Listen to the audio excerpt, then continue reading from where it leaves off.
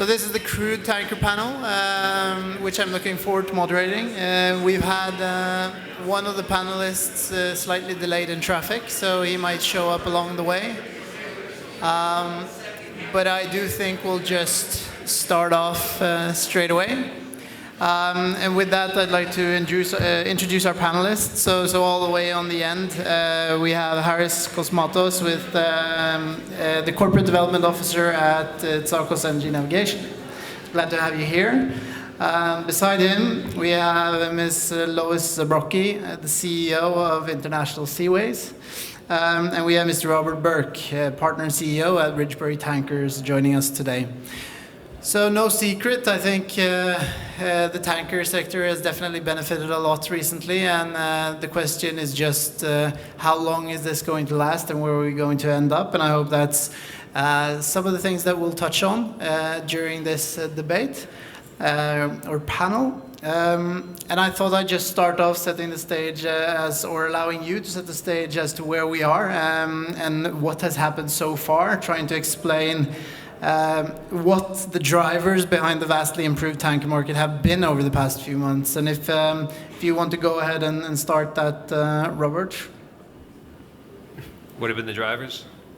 The main drivers for the recent development in the market and where we are today, yeah. I think we spent the past year or so describing how the market's tightening, the order book's getting smaller, the yards are closed to tanker orders. Demand is going up from pre-COVID levels, and we're getting to a point where things will be good, all of which was true. And then the war hit, and things got, tight very, very quickly, more than any of us expected. I think the underlying dynamic was already there, and we'd probably already be would already be in a decent place, but the war has supercharged things. It's like a friend of mine used to say when I was younger, in the ocean, if you're surfing or body surfing, you can, the first wave you can withstand. It's not a big change, but it's the cleanup wave that really knocks you on your feet. And I think that's what happened to this market. The first wave of the market tightening didn't really affect us that much, but the war certainly changed the trading patterns and helped us achieve results that you've all heard about today on the clean panel earlier. It's the same sort of event. So the clean tankers and the product tankers, they started this fun. If you look at how the rates developed before it spilled over to the larger ones, and Lois, how much of these Well, they think they started, but we gave them a head start. So. Yeah. Okay. Well, even better. Then we know what to expect, I guess, after the last panel. But Lois, how much has or the sequential improvement of this market from the product space into the crude tanker space, what's been going on so far? Well, as I'm sure most of the audience is already aware, the middle of the crude space is also a product space, right? So your LR1s and your LR2s are, going to be carrying clean products or crude, depending upon the strength of the market. So, I think with certainly the LR1s and LR2s just, really taking off. You also saw a lot of strength in, the middle of the crude fleet, which was also enhanced, particularly on the Aframaxes, by, the Russian barrels being diverted. And then I would say, some of the crude movements that's following on, the crude price has been very backwardated, but some of that has come in and narrowed a bit. So you're seeing the V's playing more of a market out of the U.S. Gulf where crude exports out of the U.S. Gulf have been averaging over 3.5 million barrels a day, anticipating going up to 4 million barrels a day. And, the United States has been selling the SPR barrels, right? So, now we're down to below 430 million barrels in the SPR, right? So a lot of those, barrels have been exported, and it has definitely helped in the crude markets. So I think all of that, and then I guess another point that I would add is, most of the recovery in the markets has been in OECD, which is highly unusual, right? Normally we see all the growth in non-OECD, right? So I think now we're starting to see emerging markets catching up with China finally, coming out of some of their lockdowns and starting to increase. They came out with some more product export quotas, so that tends to pull on the crude part of the barrel. Yeah, thank you. And then Harris, there's been some talk about the war and the disruptions following in the wake of the war. How much has that really explained what we've seen so far? Because I guess at least what we're thinking is that a lot of the actual embargoes that are going to come into place and reshuffle a lot more crude and product flows than before are yet in front of us. So I mean, how has that dynamic actually worked out in your view? Yep. It's an unfortunate situation for obviously for the world, for the civilized community, but as it always happens, shipping stands to benefit from such turbulence that occurs internationally.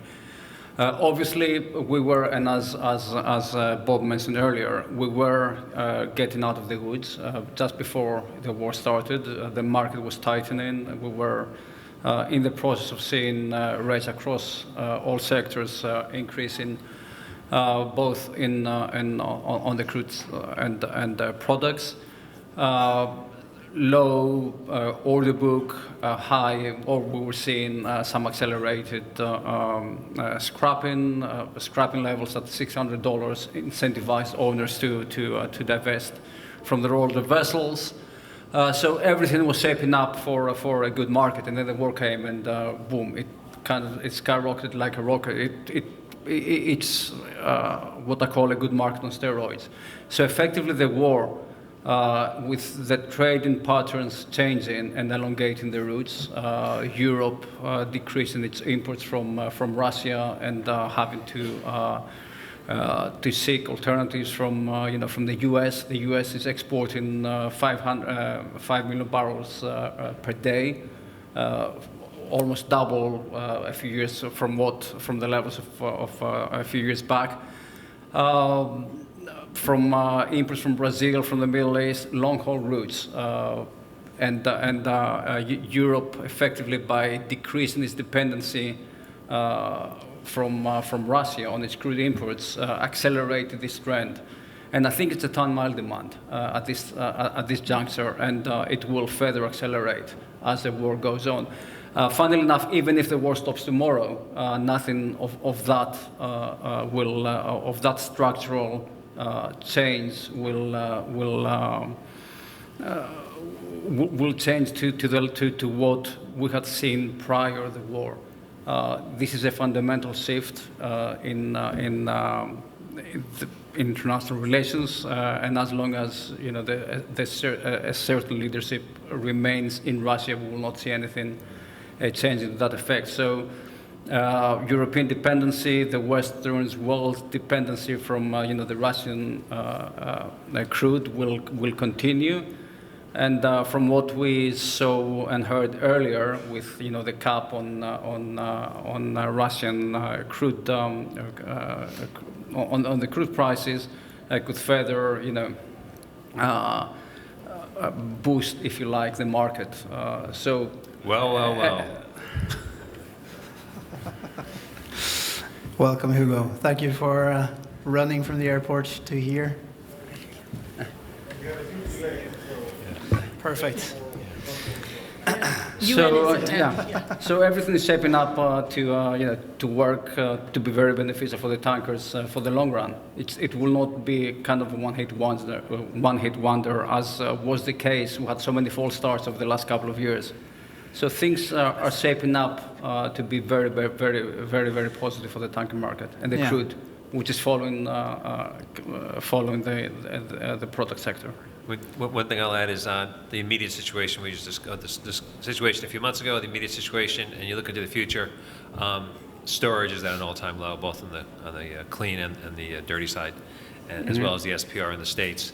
So we look forward, and by breed, we're an optimistic group as ship owners. But I've never seen so much enthusiasm. And contrary to what Robert Bugbee said before, he said the room isn't full yet. I was in Norway last week, and the rooms were full. They were overflowing. So there's certainly optimism there. And so I guess what I'm getting at is a bit the self-sanctioning part of everything that's been going on with the war in Ukraine. And it might be a touchy subject, but on the panel, how much or are any of you have been exposed recently to any Russian volumes being traded? No. I mean, no. International Seaways, we're not loading Russia. I don't know about at Tsakos Harry or. We had some Russian cargoes in the early days that were contracted or pre-contracted prior to the war that we had to honor the contract. But anything we do, it's absolutely non-Russian trades. Origin. Yeah. Yeah, the same. The day after the war started, we just stopped. Anyway, I think most of the people certainly international trade. Yeah. The mic. Is that working? Is that working? You have to press the button. Anyway, I'm stealing his mic. There we go. No, I was saying that there's a lot of scrutiny from the banking world and P&I clubs. So even if someone was tempted to do it, there would have been a lot of questions. And so most of us, because we are listed companies, we certainly don't touch it. But there's also a lot of people that are not touching it simply because it's too much trouble. Yeah. Well, and it's repetition. I mean, I can attest, Robert, you called me the day after the war. And you were unequivocal in your position. I mean, we consulted with the board, and I think there's a lot of wise voices there, and they were like, and that's the first time in 30 years that I've ever seen self-sanctioning. Yeah, and it was legal to trade. It still is, and Yeah. we have private equity investors across the board, and we're all fiduciaries. And we had a discussion internally. Yes, it's legal. What's our responsibility? There's more than just an E in the ESG, and all the PE investors said, don't do it, which we didn't want to do anyway. Actually, my wife told me, don't come home if you're going to trade with Russia. So I was relieved, I think, when they said they didn't want to trade. It's at that point that you call Lois. Yeah. So we could switch that then over to you, Hugo. So I guess some of the strength that we've seen so far, definitely from the implications of the war. But as I said, the embargo is still yet to come. So what would be your quick take on the potential to see? It's 5th of December for crude and 5th of February for oil products into Europe. What will be the net effect of that into a seasonally very strong winter as well? Undeniably, this looks very, very good. Yeah, it's at least another million that needs to be displaced, and it's going to be displaced on longer ton mile. So what you've seen so far is very positive. What you're yet to see is even better. And to meet this, very few vessels being delivered. So the next question is really on the order book as it looks today. Given the low order book now, it's below, I think, 5% of the fleet over the next few years. What is Harris? What's the how far ahead would you have to look in order to get any capacity to the fleet today? Well, most of the yards are full from prior orders on the containers and LNG, and obviously on the dry bulk. Tankers, no one was ordering, primarily for the big question mark on what kind of vessel to build. Are you going to build dual fuel? Dual fuel what? Dual fuel LNG? Dual fuel methanol? Dual fuel hybrid? Whatever was the alternative. So it's this ongoing debate that, in a way, puts pull the brakes in over-ordering. Obviously, we were in an environment of a very soft or relatively soft market, so that didn't quite incentivize owners to build. Finance was tight. So in a way that allowed the tanker market to breathe, because as you may recall, historically the tanker market was always a victim of very heavy high ordering. Thank God, because of limited capacity and whatever was available has been taken over. We're in this situation today that we haven't seen for probably 30 years, probably under 5%. Order book, when just a few years back we thought a 10% order book was low. So it takes a couple of years to build a vessel. So even if all of us and all tanker owners in the world decided to build today and kind of and potentially create an overbuilding, it's not possible for that to happen. It's just not the case. So we are in this situation in a very tight market that in an increasing, improving global oil demand. So we could potentially be faced with a negative fleet growth. We could be in a situation where not enough vessels will be around to carry the available, the needed cargoes. And as you can appreciate, that will mean that will translate to rates skyrocketing. So it's it's very tangible. I mean, we know that at least for the next couple of years, as it is, the market will remain very strong. Obviously, it will go. It will be a roller coaster drive, but within very healthy parameters, lows and highs. What about for international seaways when you consider because I guess the opportunity here is usually either a new build, which takes time and costs a lot, versus an existing vessel, and as that is the most attractive option. How do you weigh sort of the valuations today compared to where the new building prices are? Yeah, well, I think it was mentioned earlier, you're talking about, vessel values. So, where a year ago and, the market was atrocious and as bad as I've ever seen, now you're starting to shape up with high utilization and, your asset values are ticking up every month and you're starting to come into, the product carriers are definitely above mid-cycle valuations. You're starting to see the crude get there now. So, the question is going to be, we look at everything from a perspective of, okay, we have, 78 tankers on the water, and then how do we optimize each of those? And I think, just to build on, one of Harris's points, as we have our EEXI score, and then every year you're going to have your grade, and, everybody wants an A or a B, nobody wants a C, a D, or an E, and all of this becomes much more complex. If you're looking at a time charter and you're going to put that vessel out for 3 years, all of a sudden you're asking your counterparty at the oil companies to, hey, well, when you give me that ship back, if I gave it to you as a B, I don't want that ship back in 3 years as a D. And they're like, what? So you have this dichotomy between the very top, like of the Shells and the Exxons, where the awareness level and driving things is very high, and then now it's coming from the spot desk and the chartering desk, because all of this kind of has to meet in the middle, and it will change behavior.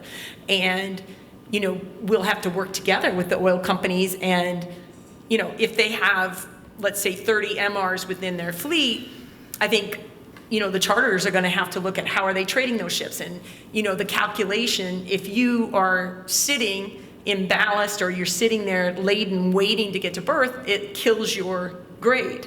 And so all of this is emerging now. And, we're all dealing with it every day as this is starting to sit down on people.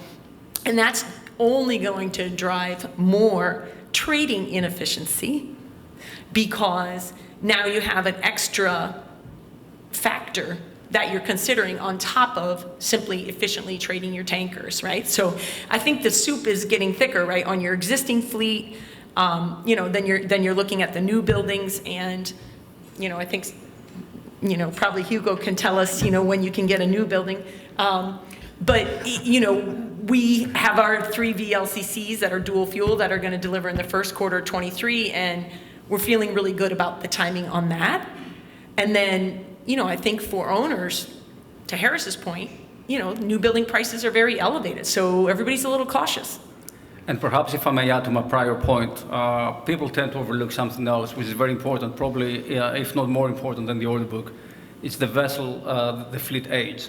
And today we talked about, the very low order book, like 4.5% at best, or at worst, 5%. Of the entire fleet, but don't forget that over 30% of the fleet, 33% to be precise, of the entire fleet today is over 15 years of age. That means that by the time those 5% get delivered, the global fleet would need to replace those 33% vessels. So it's very, very possible that we could be faced with the negative fleet growth over the next few years. It's a massive gap between those older vessels and what is coming in to replace them. Robert, I thought I'd ask you. I see you might have a comment, but on the, I mean, in terms of these aged vessels or older vessels, which has been part of the Ridgebury story for some time, what's your preference today? Would you be a buyer or seller, considering everything that's been touched on now?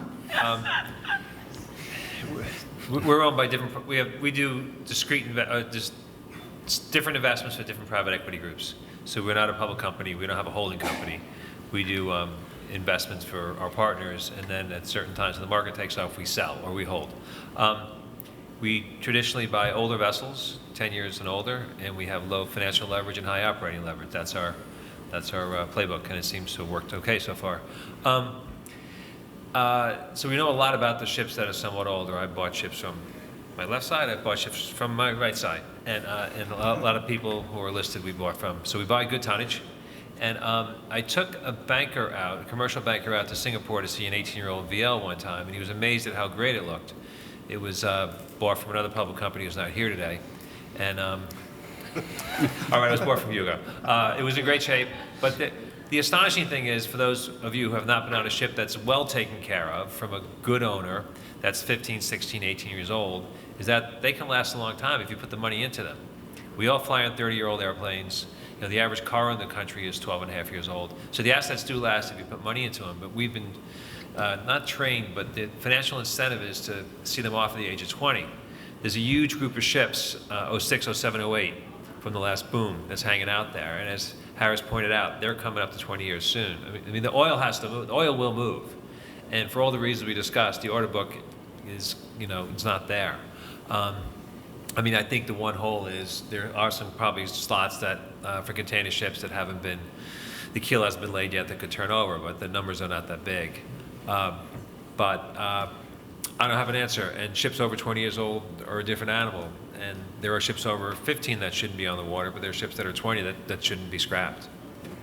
So it varies, I guess, is the answer on yeah, and the vetting system works well. But what doesn't work well, it does vary. What doesn't work well is if you have a ship that is going to be scrapped at 20, then when she turns 15 or the last dry dock at 17 and a half and 18, you're discouraged from investing heavily into it. That's the big issue. I mean, historically, you make more money on older vessels, but unfortunately or fortunately, the industry is moving away from the Trump kind of traditional Trump operations. Yeah, so the way to earn a lot of money in shipping before was as low EV as possible and the same dollar per day rate, which you could achieve to a large degree, at least on a sold asset. Right, I mean, I could dump $10 million into an older V, it'd be in great shape. But I'm discouraged to do it when it's 18 because in 2 years it's going to the boneyard. Yeah. And you can put a lot of efficiencies into it. I won't go through the whole list, but fuel efficiencies, new anchor windlasses, new everything, and for a lot cheaper than buying a new ship. But it doesn't work in today's environment with oil companies will not charter them over 20 years old. And as Lois pointed out, the new regulatory requirements for emissions discourage that also. Yeah. So then heading over to Euronav and Hugo, you've done a lot of fleet rejuvenation recently. What's your take on this sort of discussion, new versus old? Well, I mean, I suppose that we look at the market a little bit like everybody else, and the supply side is always the main driver. What is the elements of the supply side? The number of ships on the water. Obviously, you're looking at the new buildings. I think it's more speculative to try to forecast how many ships are going to leave, but to a certain extent, it doesn't matter when the order book is that thin. You have the ton miles, and we just spoke about it, and that's going up, so that is obviously reducing the supply. And then you have the utilization, which is an element of, how many days is your ship full and how many days is your ship empty if you're on the spot market, and that can vary with the speed. And the beauty of this part of the cycle, or the cycle that we are looking ahead of us, is that on all those elements, we have a high degree of control. There is nothing that is, very little that is being built, and very little capacity before 3 years out. And yes, you will find niche. We are always trying to find maybe the ship that can be delivered ahead of the winter 25. I guarantee you that it's not easy. You have all this regulatory environment that's kicking in 23, and that will gradually pick up and become more and more difficult for everyone, which means that people will need to take care of their vessel, will need to slow down, will need to retrofit, will need to take a lot of actions around them, but that doesn't increase the supply. And so we are extremely positive. And as far as new building is concerned, we would like to buy more, but there is nothing out there. And quite frankly, the prices are becoming very discouraging, be it on the second hand or be it on the new building. So fortunately, I think many people on this panel did that. We purchased them, or we put some orders last year when the price was still reasonable. And unless you find a distressed situation here and there and you're very close to a yard, you're going to pay a hefty price, and your break-even required over the next 20 years to justify that price is so high that chances are you're not going to do it. Yeah, so we in DNB markets also are positive and constructive on the outlook for tankers here. So it seems that's the consensus view as well. So I just wanted to play devil's advocate for a second and ask what can go wrong. I mean, what I said on the analyst panel was one of the things I feared was that you aren't going to see volumes actually materialize if you have a very constrained capex regime within the US oil and gas production, for instance. You could there are questions to spare capacity in the Middle East, etc. What's your take on that? What could go wrong? Yeah, the 2-year treasury is at 4.02 today. I think the 10-year is at 3.5. Yep. That's a 50-point gap, and I think 80% of the time there's an invert in the curve, there's a recession, and the bigger the inversion, the harder the recession. So, I mean, that could give the market pause, but that's not going to happen in the next couple of months. No, and then you can say, I guess you're still on a recovery path post-COVID as well. So those two factors are partly working each their direction. So I guess what I'm struggling to see is really the massive downside here, unless there's any black swan event that's very hard to touch on. They're always out there. Yeah. Okay. So nothing else than that. No, I mean I agree with Bob. It's you're seeing those oil demand growth is a derivative of economic GDP growth, right? So. We don't like to see that slowing down, but structurally, I think that, all of that is there. It's never a straight line, right? So we may have some, interruptions, but I think all the elements are there for a very strong market. We've been on these panels for a long time, and everything's priced in, and all the major changes in the market the past million years are things we could never have projected. I mean, we call it black swan, but there are events like a war, like a COVID, an oil disaster. I mean, it's things you don't see. We can't project. So, I think it's important to recognize that everybody fears a little bit recessions, and that's totally normal. And I've heard too many investors saying that, but the tankers is recession-proof. And I think we need to be prudent. Having said that, there is one element that I like about this market and about if a recession comes, and that's the fact that the fleet is aging. I think that a lot of ships will be kept for a little longer than 20 years. They will have to slow down, okay, fair enough, but they will stay afloat because there will be a demand. It can be also the illicit trade, and that happens in Iran, that happens in Venezuela, and it's going to happen more and more in Russia. Having said that, if you have a recession and that puts a dent on demand for oil, I think the first reflex that people will have is to go and scrap their ships, because then it really doesn't make sense to keep them afloat. As long as the rates are very healthy, people will spend what they can spend, what is justified to spend. But if it's not healthy, then they send it to the scrapyard, and you have rebalancing of the fleet relatively quickly due to that mechanism. And I think it's very important. I mean, things could go wrong in the sense that high energy prices, a prolonged recession, continuous lockdowns in China could potentially slow the market down, but there will not be enough, I think, to derail them just because of the structural changes that we're seeing in the industry, and the order book, the high, the big gap between the aged vessels over 15, 17, 20 years old vis-a-vis the order book, not enough to destabilize it. And don't forget that we're talking about this super booming market that we haven't seen for many, many years. without really the support of China. China hasn't really played they haven't come into the fray at all. Their net crude imports are like 10% lower than what they were like a year ago. They still have the lockdowns, so they haven't really moved the market. They haven't really played a role into this boom that we're seeing. So the moment things become more streamlined in China, we're going to see, and hopefully China will start importing again oil, even from Russia. That's fine. That means that those vessels that will do the Russian-China trade will be preoccupied on that, and then the rest of us will do whatever is left. That's absolutely fine. And even if the war stops tomorrow, nothing's going to change. I mean, unless, I don't know, Donald Trump becomes the president of Russia, nothing, those, structural dynamics that change the new trading patterns are here to stay. That's going to be in trade winds. Tsakos projects. Okay. I'm glad you picked it up. So looking at the equities, I'd say equity valuations have been improving. Again, the parallel to the energy sector and maybe in the US, especially the shale players. Is this time different? I mean, if valuation gets to somewhere where you're above NAV and people are starting to value the cash flow potential, which undeniably can be substantial over the coming next years if this all comes to fruition.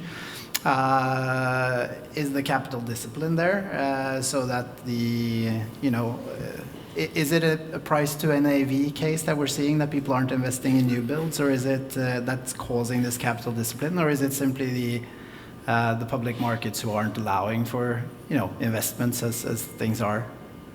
I mean, it's a multitude of factors, right? So as an owner, a tanker owner, you're looking at, and I do believe that oil demand growth will continue and largely will come from emerging markets east, and a lot of supply is coming from the west, so that construct is very good for us on crude tankers.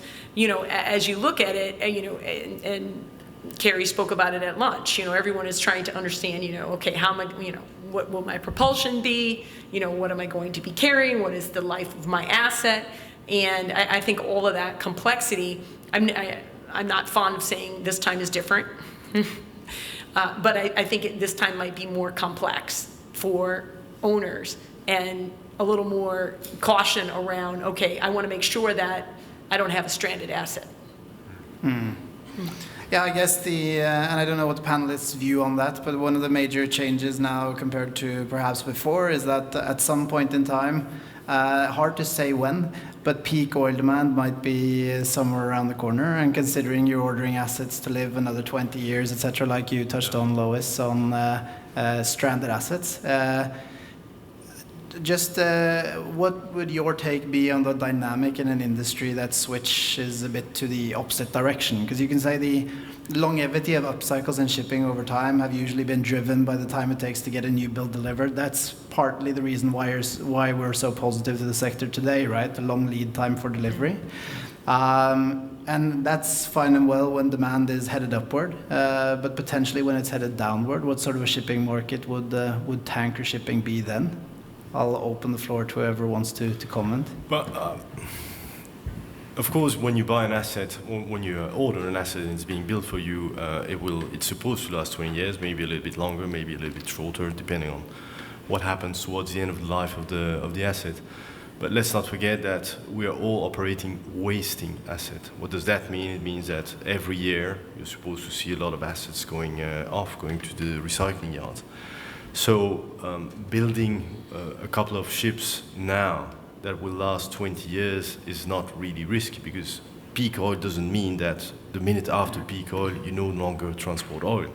It only means that you have reached the peak, and from there on you gradually go down. And I cannot imagine a sort of a cliff event where suddenly you're losing 10, 15, 20% of oil demand every year.